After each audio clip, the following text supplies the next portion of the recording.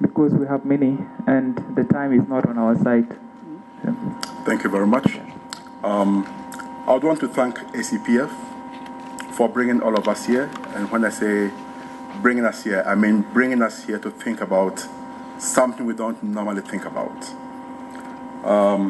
We don't normally think about child hunger. I mean, that's the last. Great. This one. Sorry. I can. Now, we don't normally think and reflect about child hunger. That's the last thing we'd normally do. And when I was reading the report that was published, and looking at how many children die a second, and I was opening my fridge this morning, and I spent 2 minutes trying to open the fridge and try to think about which of the fruit yogurts I wanted to take. I mean, that took 2 minutes, and that was about 40 children dying. 24 of those were girls, and the rest were boys. Now, the question I ask myself is, where I come from, adults don't eat until children have eaten.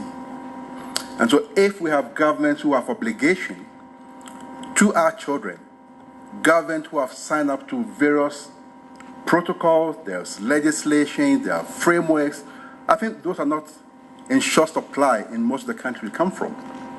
Now the question is, why should we sit here, spend precious time thinking about why children should die, because the people who have been tasked with the responsibility of making sure that children are fed, they are well nourished, they go to school, and they become the future leaders of this continent are dying by the second.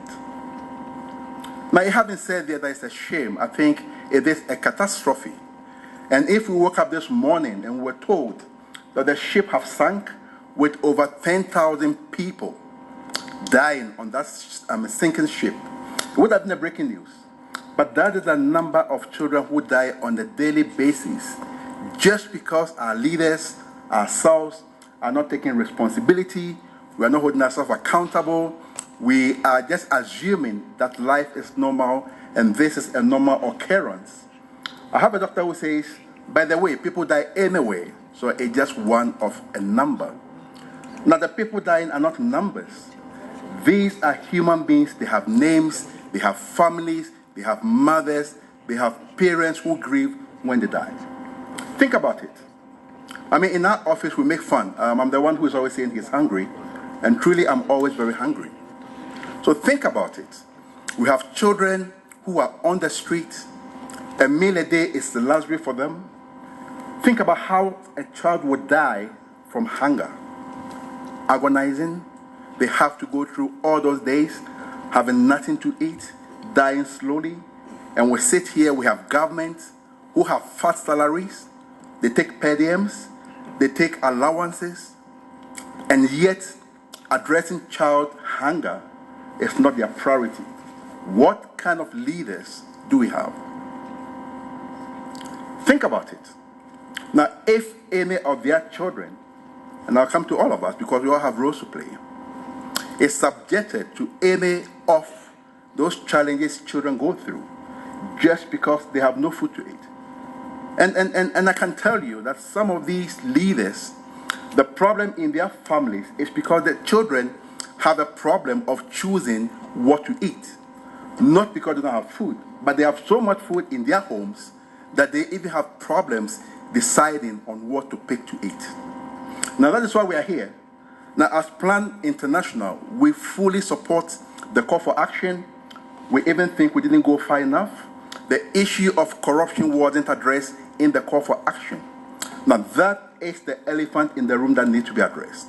Now, I know we've adopted this, but we still push that we do understand that the reason why we are unable to tackle some of these issues is because of corruption.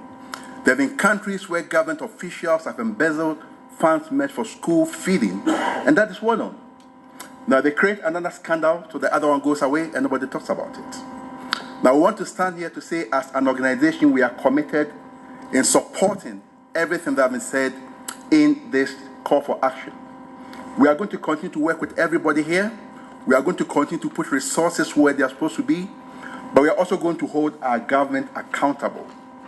We are calling for social mobilization. We are calling for individuals to start petitioning our government, to start petitioning those who have the power to change the things that are not being happening.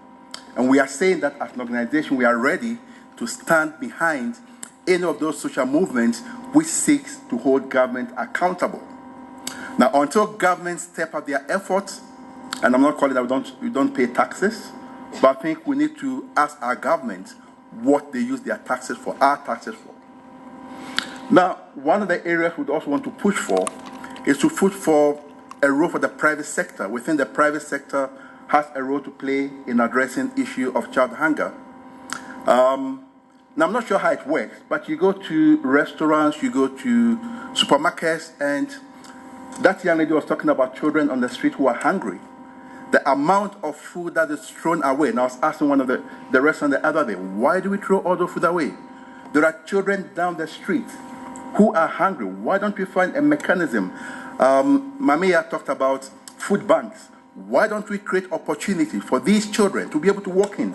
There are drop-in centers in a lot of countries where you just walk in to grab a hot meal to fill your tummy.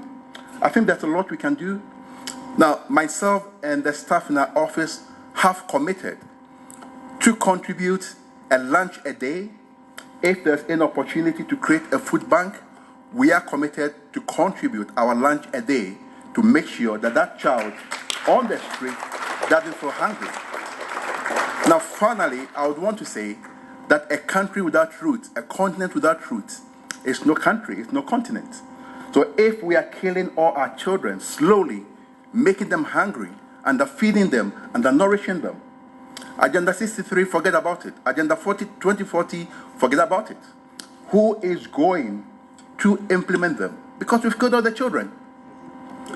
We are living here, like I said, as an organization, fully behind this, but we are calling on each one of us to always think about it.